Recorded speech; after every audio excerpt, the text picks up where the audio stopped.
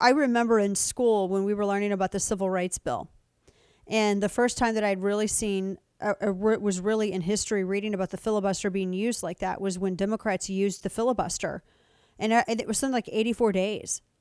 They had set a record to stop the Civil Rights Act from passing. Democrats filibustered it.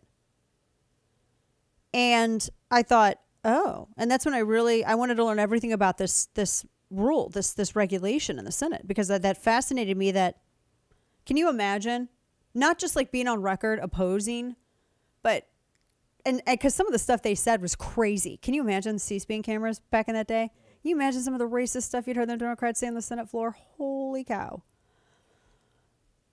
So now, the Democrat Party has used it, I think it's 327 times just in the last year of the Trump administration.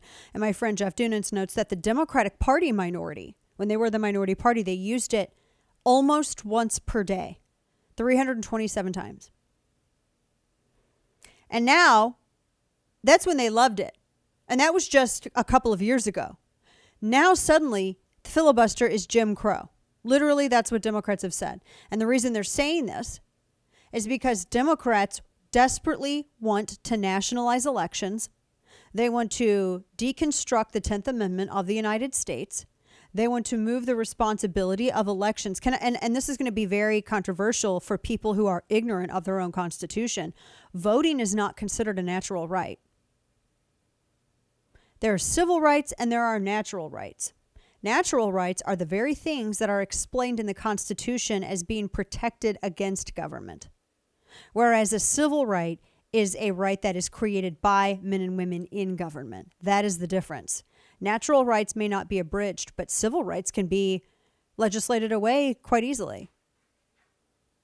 And the reason why it was established as such, I think it was when I look back at the Federalist Papers, because they wanted to protect the integrity of voting, but also they wanted to do everything possible to make sure that where you voted, you could control the voting.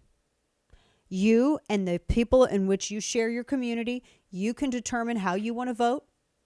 You can determine the method, the times. If there is fraud, you can more easily track it in your locality than you can if it's all completely nationalized and concentrated in the hands of just Washington, D.C., in some instances thousands of miles away from some of these localities.